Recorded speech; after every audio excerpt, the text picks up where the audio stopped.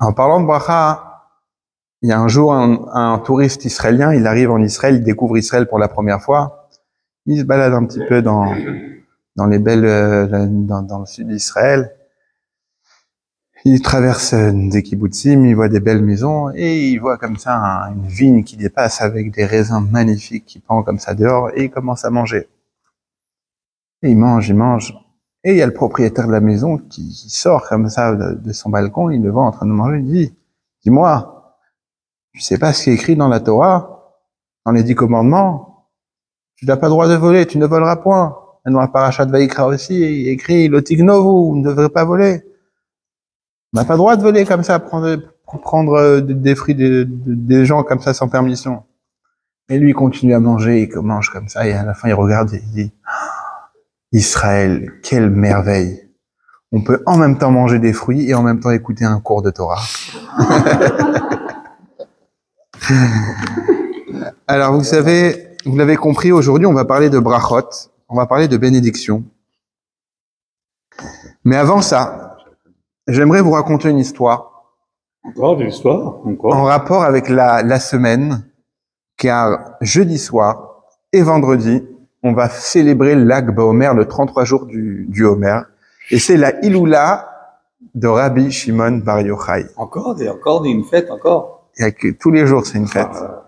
C'est la Iloula de Rabbi Shimon Bar Yochai. Qui était Rabbi Shimon Bar Yochai? C'est celui qui a dévoilé le Zohar, donc la Kabbalah, le Sefer HaZohar. C'est un grand Tana, un grand maître de la Mishnah et du Talmud. Et une histoire qu'on raconte comme ça sur lui. Il y avait un couple qui était mariés plus de 10 ans ensemble. Et après 10 ans de mariage, ils n'avaient toujours pas d'enfants. Et vous savez qu'il y a écrit comme ça qu'on a le droit de divorcer si au bout de 10 ans on n'a pas d'enfants. On a le droit de divorcer si les deux sont d'accord pour se remarier autrement et essayer de procréer, d'amener des enfants dans le monde.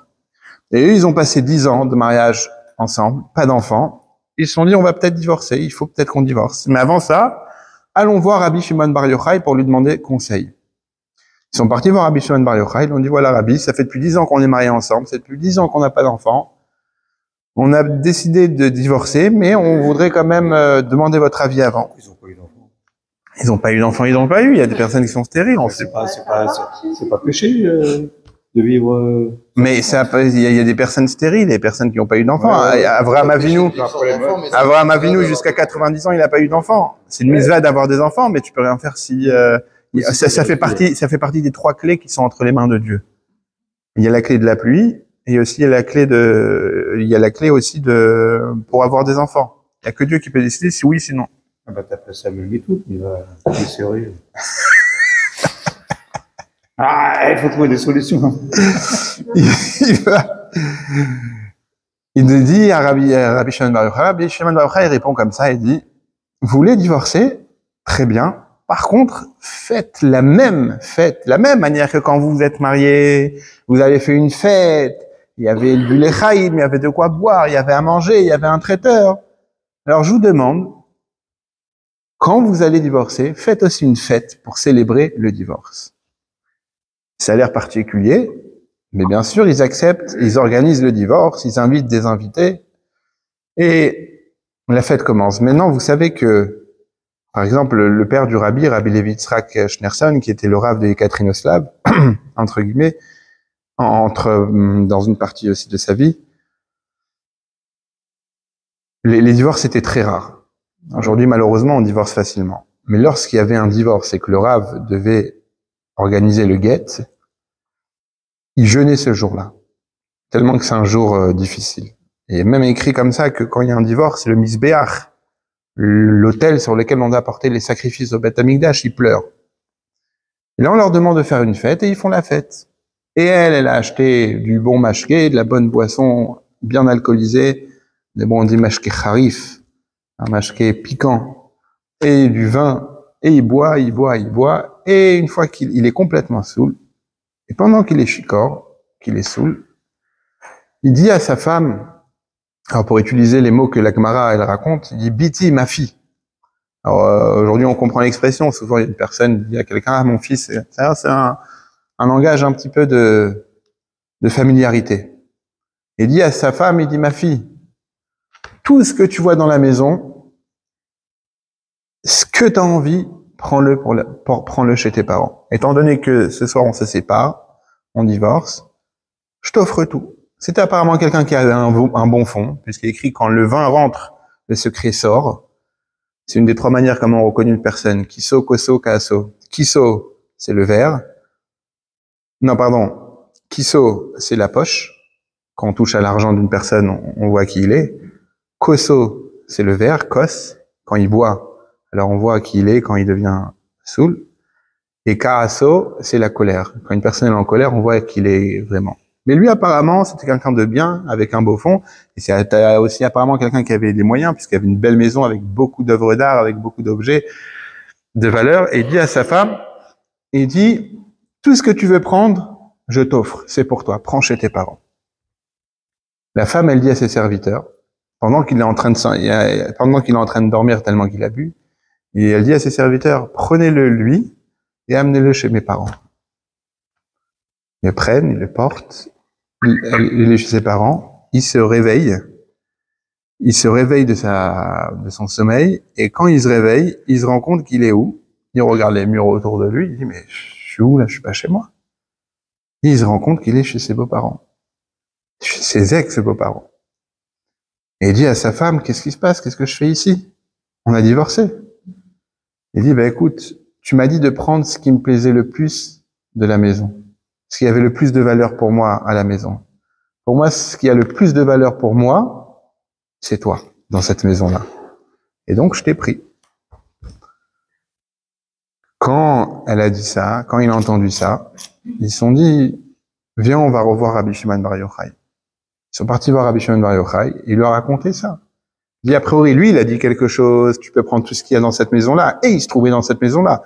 Elle a pris tout ce qu'il y avait dans cette maison. La seule chose qu'elle a pris, c'est lui. Qu'est-ce qu'on fait? Ils sont divorcés, pas divorcés. Il écrit comme ça, que quand Rabbi Shimon Bar Yochai, il a entendu cette histoire, il a prié pour eux, il leur a dit, vous allez avoir des enfants. Il a prié pour eux, et ils ont eu des enfants. C'est une histoire que la Gemara elle raconte, c'est une histoire qui interpelle, puisque, tout d'abord, pourquoi faire une fête? Merci. Juste un verre d'eau. Tout d'abord, pourquoi faire une fête? Comme j'ai dit tout à l'heure, le jour d'un divorce, c'est quelque chose qui est plutôt triste. Pourquoi on célèbre un divorce? Et deuxièmement, si Rabbi Shimon Bar Yochai, il a prié pour eux et qu'ils ont eu des enfants, pourquoi il l'a pas fait la première fois? Merci beaucoup. Baruch atah Adonai Eloheinu melech haolam she'akol nהיה b'dvaro. S'il a prié pour eux et que ça a marché, et pourquoi il l'a pas fait la première fois qu'ils sont venus le voir en disant, c'est 10 ans qu'on est mariés et qu'on n'a pas eu d'enfant? La réponse à ça, on va garder cette question-là et on va y revenir après là-dessus, à la fin. On m'a parlé tout à l'heure de brachot, de bénédiction. Une bracha, au singulier, ça veut dire une bénédiction. Des brachot, au pluriel, c'est-à-dire des bénédictions. La Gemara brachot, Daf Lamed He Amud Aleph nous dit comme ça. Tout celui qui profite de ce monde-là, qui mange de ce monde-là, sans bénir, sans faire de bénédiction avant, sans faire borémine et mésonote, Ke'ilu Ma'al, c'est comme si qu'il a pris de quelque chose qui est kadosh, c'est-à-dire sacré. C'est quoi Ma'al? C'est quoi Me'ila? Me'ila, avec un Aïn, c'est le terme qu'on emploie pour une personne qui prend quelque chose qui était destiné au Beth Amikdash, au sanctuaire. Quelque chose qui appartient par exemple au Kohen. Une personne qui dit, ce veau-là, ce taureau-là, ce bœuf-là, je l'offre au Beth Amikdash, il devient kadosh, il devient sacré. C'est lui qui va toucher, celui qui va utiliser, qui va prendre ce bœuf-là, il a fait Merila, il a touché quelque chose qui était destiné au temple, au kadosh. Et sur cela, il devra se faire pardonner à Shameila, il devra amener un korban d'expiation, il devra racheter même ce qu'il a pris. Et la Gemara nous dit comme ça, tout celui qui mange sans faire de bracha, c'est comme si qu'il a fait Meila, c'est-à-dire qu'il a pris quelque chose qui lui appartenait pas dans ce monde-là. Et plus tard, Amarabi Yehuda, Amarabi Shmuel, ils disent comme ça, tout celui qui mange dans ce monde-là, sans bracha, il a pris quelque chose qui appartenait à Dieu parce qu'il a écrit la Hashem Haaretz Umloa. D'ailleurs, c'est dans le psaume qu'on récite avant de sonner le shofar, qu'on récite 7 fois. Et là-bas, qu'est-ce qu'on dit? Que tout appartient, j'ai mis exprès pour tenir après que ça tombe.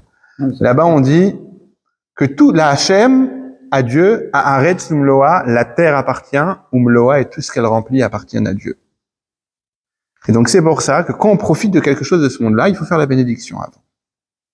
Maintenant, ici, on a une question qui est en réalité 2 questions. Si quelque chose, il est kadosh, c'est-à-dire qu'il est sacré, comment une bracha, elle peut sortir quelque chose du statut hekdesh, kadosh, sacré, au statut où on peut le manger, où on peut en profiter? Comment une bénédiction peut sortir, transformer un pain qui est a priori hekdesh, c'est-à-dire qui est kadosh, qui est sacré, et avec une bénédiction, on va le désacraliser, qu'on va pouvoir le manger?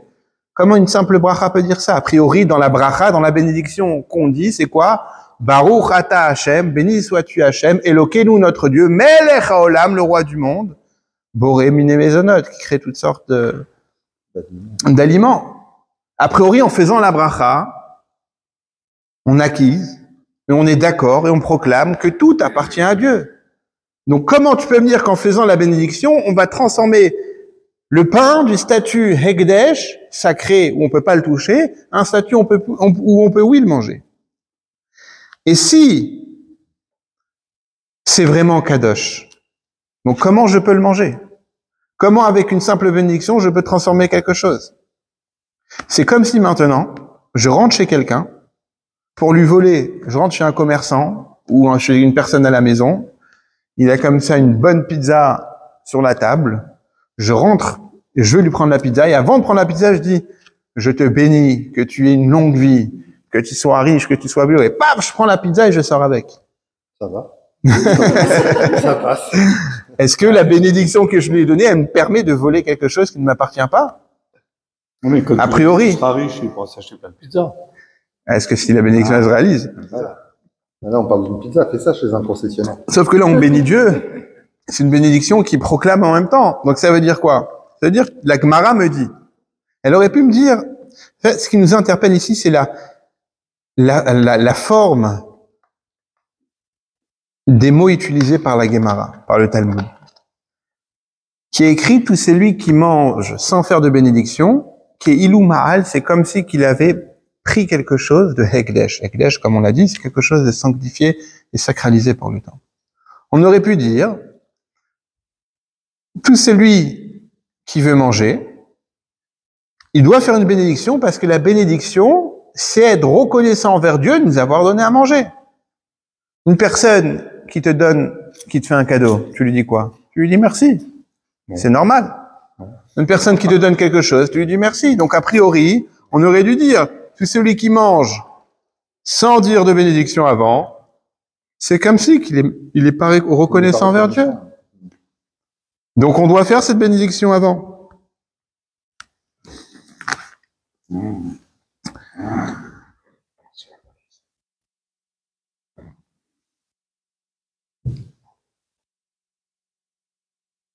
Ici, ce qu'on te dit, on te dit en 2 mots, si toi tu fais pas la bénédiction, c'est comme si c'est toi qui as fait voler, c'est toi qui as volé.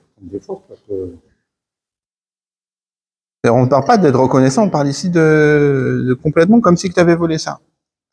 Comment on peut expliquer ça? Pour comprendre ça, la réponse en réalité se trouve dans notre paracha, la paracha Emor. Dans le Perek Ravbet, Pasuk Yudalef, la paracha qu'on a cette semaine, il est écrit comme ça.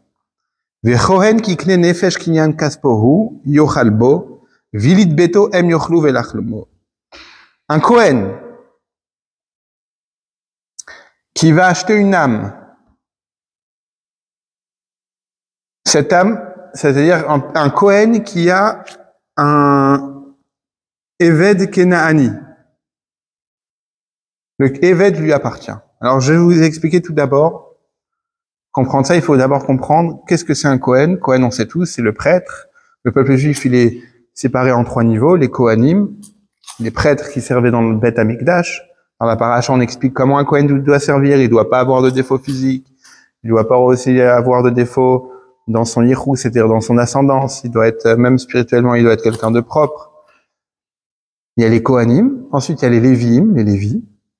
Eux, ils gardaient le temple. Ils faisaient la musique. Ils accompagnaient les offrandes, les sacrifices avec de la musique. Et ensuite, t'as Israël, t'as le peuple. Le Kohen, étant donné que lui, il travaille pour Dieu, donc il est occupé. Donc il ne veut pas travailler à côté et gagner de l'argent. Comment il va gagner de l'argent? La Torah a installé une règle qui s'appelle la terouma. Terouma qui veut dire donner. Et donc chaque juif qui gagne de l'argent, ou plutôt dans les mots de la Torah, qui a récolté son champ, puisque à l'époque, il n'y avait pas de l'argent, il y avait ce qu'on avait un champ, il y avait ce qu'on récoltait, ce qu'on vendait.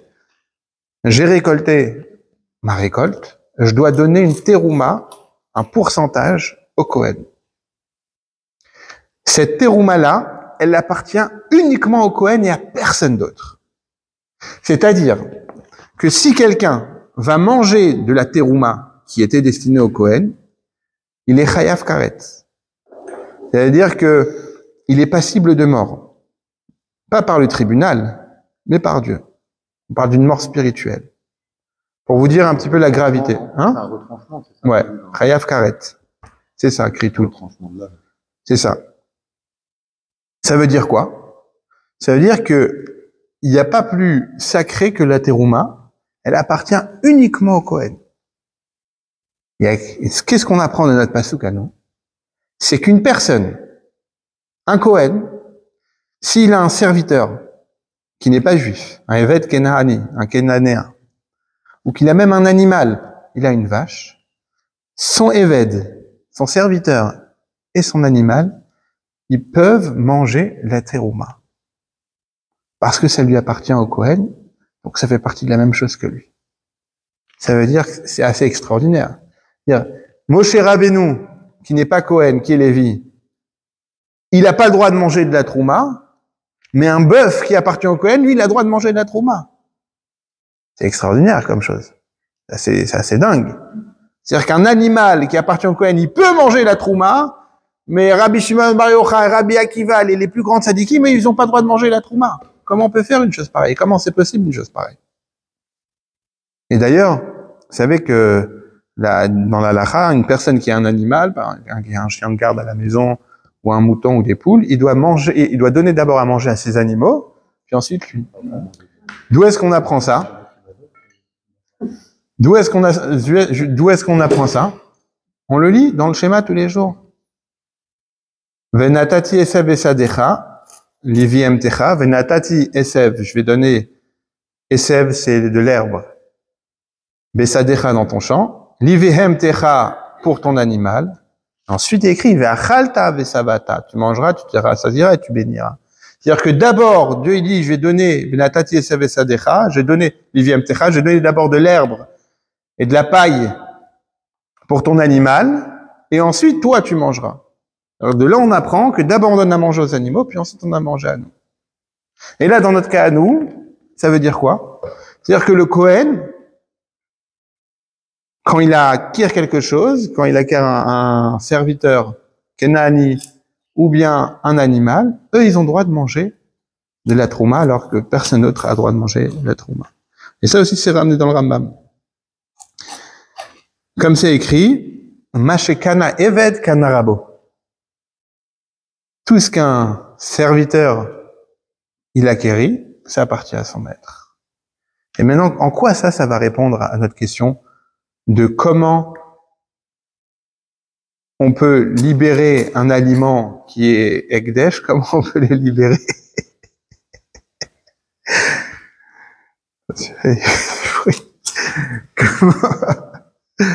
Comment on peut libérer un aliment qui est Ekdesh à travers une simple bracha?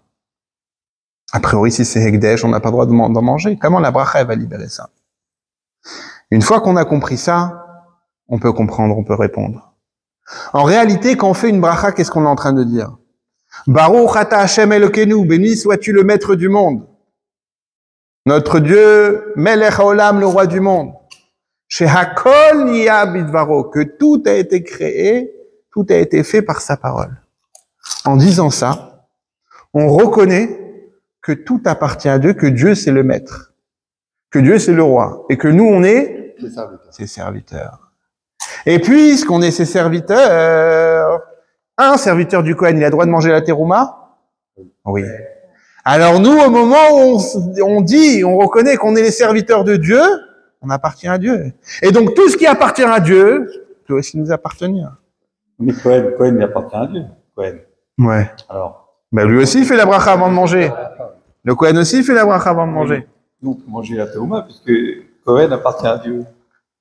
Non? Non, mais oui, mais ce qui appartient au Kohen, ça appartient au Kohen. Ouais. Donc ça veut dire que là, en réalité, la bracha qu'on fait, elle va pas changer le statut de la nourriture, comme on pouvait croire au début. Mais en réalité, la bénédiction qu'on est en train de faire, elle va nous changer notre statut à nous. On va passer d'un individu lambda qui se promène dans le monde à une personne qui reconnaît qu'il appartient à Dieu. Et en reconnaissant qu'il appartient à Dieu, à ce moment-là, il peut profiter de ce que Dieu lui donne. Et c'est ça, Kol ma shekana evet kana rabo. Il y a une loi, une halakha, que une personne qui a un serviteur, le serviteur, il a trouvé quelque chose, ça appartient à son maître. Pourquoi? Parce que le serviteur lui-même, il appartient au maître. Et nous, quand on fait la bénédiction, on reconnaît qu'on appartient à Dieu. Et donc, ce qui est à Dieu, on peut aussi en profiter.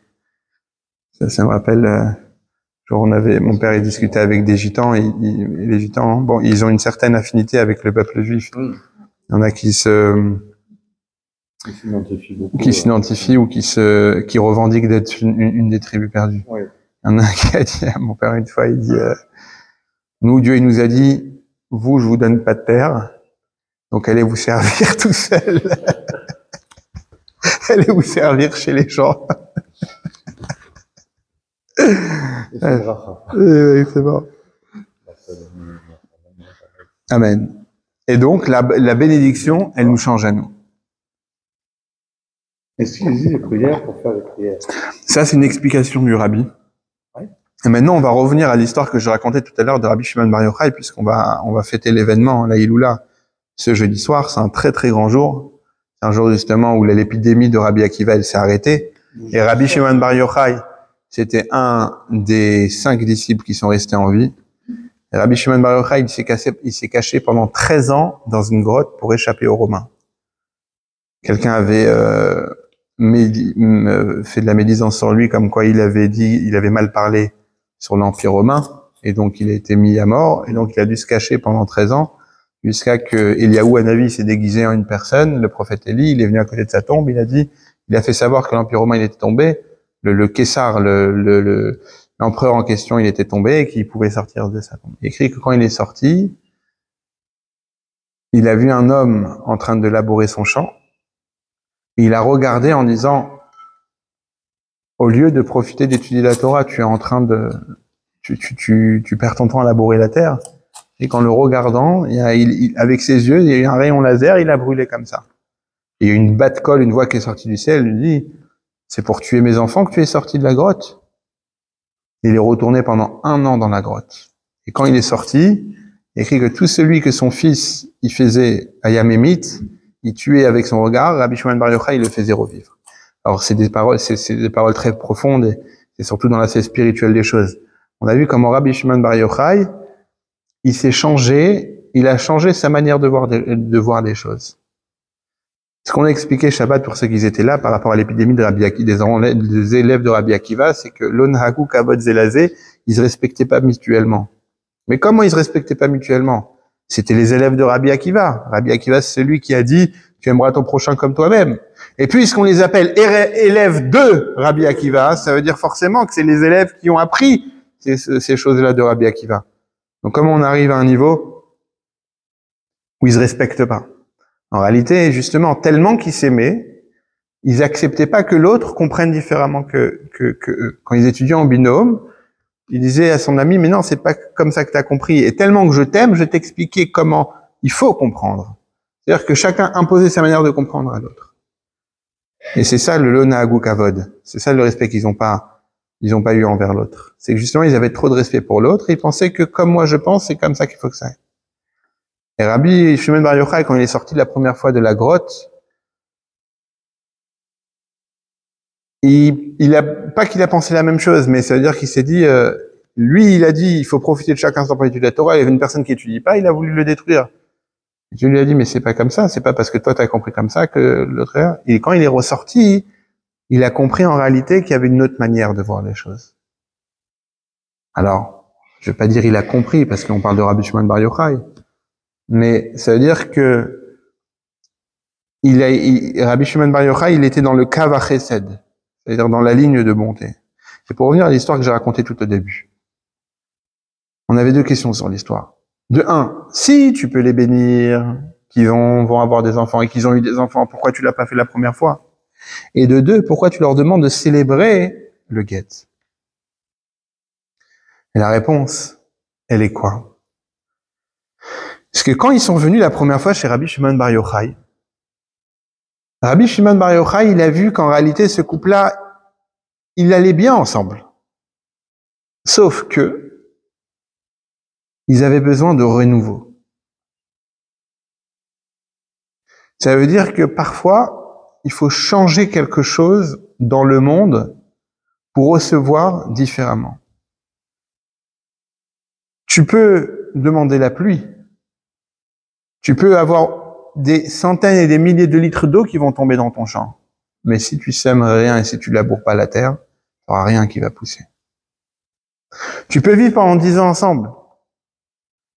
Mais si tu changes pas quelque chose dans le couple, à ce moment-là, le couple, il s'éteint. Et c'est pour ça que Rabbi Shimon Bar Yochai, il leur a demandé de faire une fête. Quand il y a eu la fête, qu'est-ce qui s'est passé? La femme, elle a découvert un autre mari. La femme, en disant, je veux lui, je veux reprendre mon mari, elle a renouvelé quelque chose dans le couple qu'il n'y avait pas avant. Et en renouvelant cette chose-là, ils ont donné le pouvoir à Rabbi Shimon Bar Yochai de recevoir sa bénédiction. C'est-à-dire qu'ils ont créé un kéli, ils ont créé un réceptacle pour pouvoir recevoir la bénédiction quelque part. C'est comme l'exemple de la poule qui est partie dans la boue, qui est complètement sale, et son maître, il commence à la nettoyer, il la frotte pendant des heures, il n'y a rien qui part. Pourquoi? Parce que la boue est incrustée à l'intérieur des ailes et des plumes. Et au bout de 2 heures qu'il est en train de la frotter, la poule elle bat des ailes et t'as toute la boue qui part. C'est-à-dire que la bracha, elle est là, mais il y a aussi besoin d'un effort de ta part. Aide-toi et le ciel t'aidera. Exactement. Bon. Je ne sais pas si ça dit chez... Non. Et donc c'est pour ça que Rabbi Shimon Bar Yochai, il aura pas donné la bracha tout au début.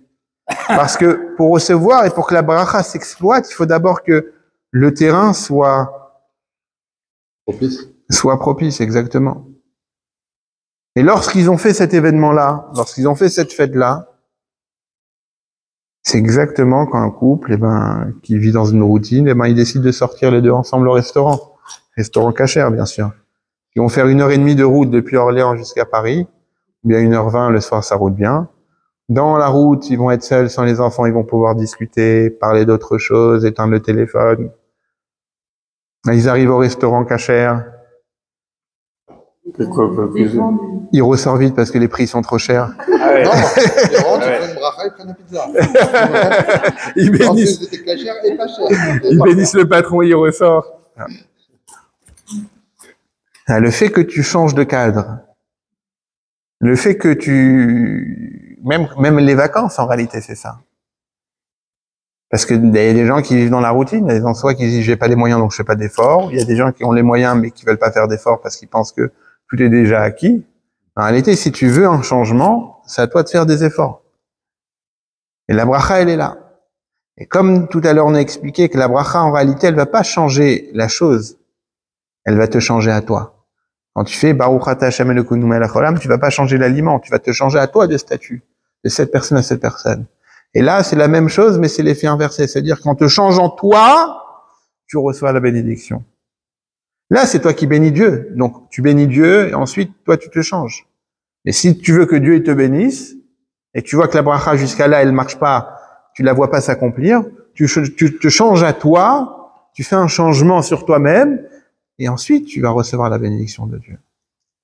C'est pour ça que le rabbi demande à chaque fois qu'il y a un Farbringen, à chaque fois qu'il y a une date importante, où on fait un Farbringen, où on se réunit, quand une personne, elle célèbre son anniversaire, toujours prendre une bonne décision. On va prendre l'exemple de l'anniversaire.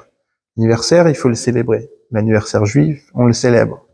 Et une des 10 choses qu'on fait l'anniversaire, on fait Shechianu sur un nouveau fruit, on fait la bénédiction de Shechianu, c'est-à-dire la bénédiction du renouveau, ou plutôt du nouveau, sur un nouveau fruit. On récite le Télim qui concerne notre âge. Une personne qui va avoir 34 ans, il va faire le Télim 35, puisqu'il rentre dans sa 35e année. On essaye de monter à la Torah le Shabbat d'avant ou le jour même de l'anniversaire. On réunit ses amis pour prendre, pour dire les Chaïm et prendre. Et une chose la plus importante, c'est de prendre une bénédiction. De prendre, pardon, une bonne décision.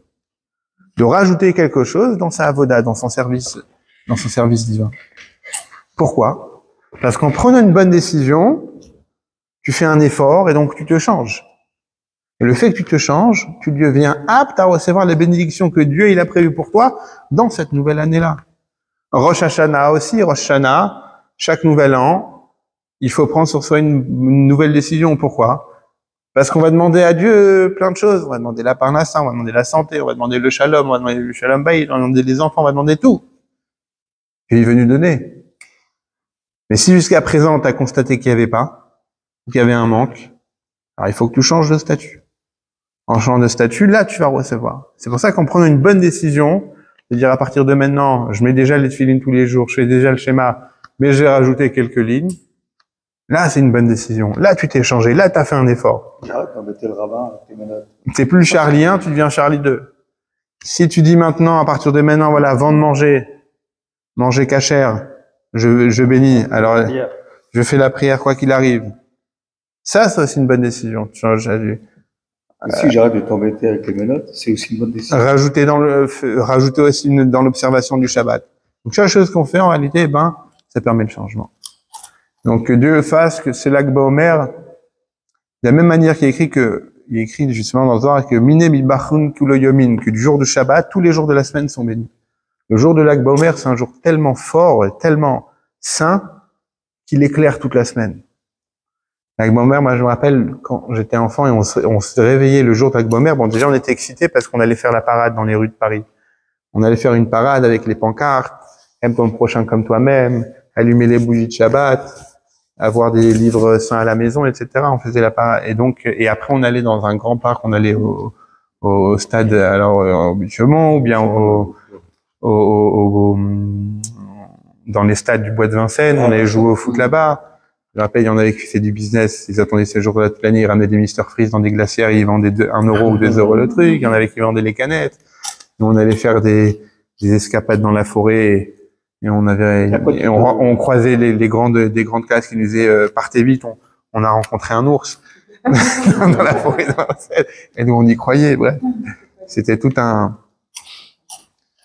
quelque chose. En tout cas, ce que je me rappelle, c'est que le matin, quand on se réveillait, déjà, il y avait toujours le soleil, mais on sentait déjà l'ambiance de l'Akba Omer.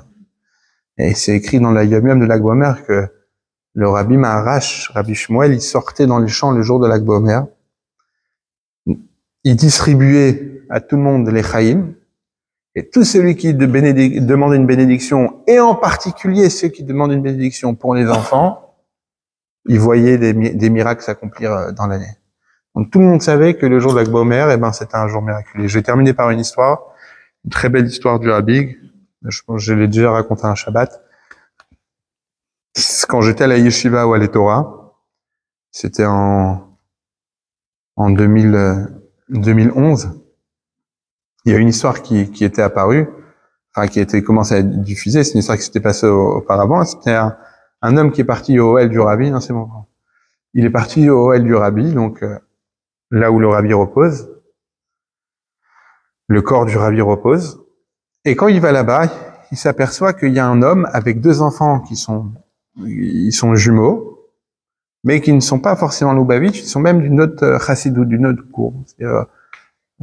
Ils ont les grandes peyotes, etc., habillés avec le bakéché, avec les habits traditionnels des autres hassidiotes. Et donc, il va les voir après.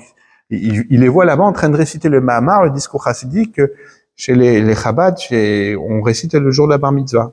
On récite par cœur un Mahamar. Mahamar, Itavu Idrash Telim ou Vitrazakta Vaitalaïch surtout. Et il les voit, donc ça l'interpelle un petit peu, qu'ils sont pas Lubavitch, ils vont voir le rabbi, en même temps ils récitent le Mahamar, que c'est une coutume Lubavitch. Il va les voir après, il dit, voilà, Mazel Tov pour la bar mitzvah des enfants. Alors, je fais une parenthèse, moi quand j'ai fait ma bar mitzvah, je suis parti aussi au L du rabbi, et j'ai récité mon Mahamar au L du rabbi. Et quand je suis sorti du OL, il y a un monsieur qui est venu me voir, il m'a dit Mazel Tov pour ta bar, c'était un Américain, il m'a dit Mazel Tov, il m'a serré la main. Quand il m'a serré la main, il y avait un billet. Et j'étais tout excité. Au début, j'ouvre, je croyais que c'était 5, et j'ouvre, c'était $50. $50 pour un enfant de 13 ans. C'était waouh. Et j'étais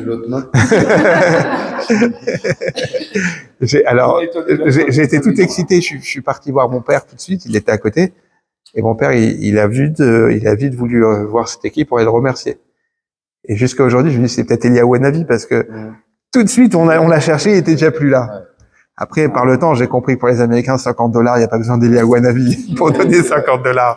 En tous les cas, c'était beau, ça m'avait touché. Et la personne, elle était émue parce qu'elle était venue pour me demander une bénédiction.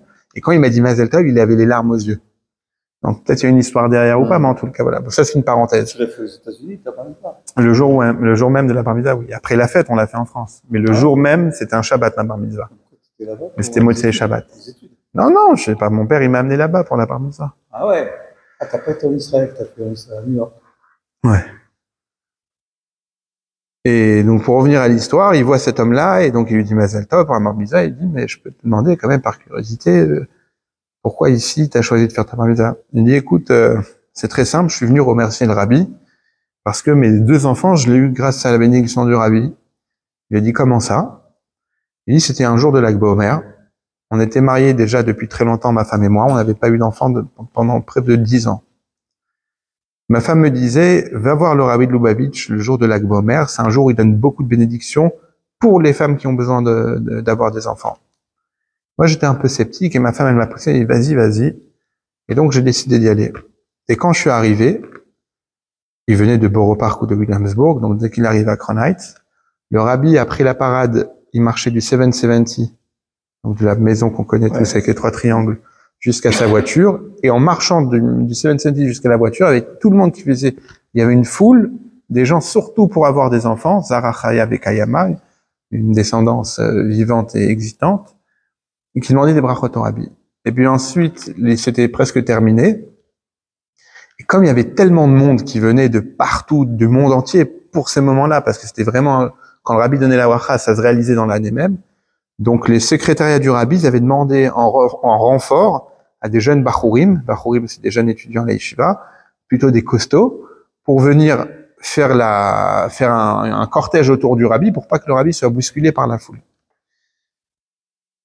Et lui, il dit, moi, je suis arrivé à la fin et j'ai vu le rabbi rentrer dans sa voiture. Et j'étais en train de courir et j'entends le secrétaire qui dit au bachour qui tenait la porte. Il y avait un des bachour, des bachour qui tenait la porte pour pas qu'elle se referme sur le rabbi pendant que le rabbi rentre dans la voiture. Et une fois que le rabbi s'est installé dans la voiture, le secrétaire, il a crié au bachour qui tenait la porte, il ferme vite la porte. Et moi, j'ai crié, attendez. Et je vois que le bachour, il me regarde, je vois qu'il tient la porte, il la ferme pas. Et j'arrive tout essoufflé, et grâce à ce bachour qui a retenu la porte grâce à moi, alors que le secrétaire, il criait de fermer la porte, j'ai pu m'adresser au rabbi et j'ai dit, rabbi, j'ai besoin d'un enfant. Et le rabbi, il a répondu en yiddish, il m'a dit, Oberdos Ingel, darf emetzer mit zwemen zu spielen. Cet enfant-là, il devrait avoir quelqu'un avec qui jouer. Et dit, moi, j'étais un peu abasourdi, enfin, je comprenais pas qu'est-ce que le rabbi voulait me dire.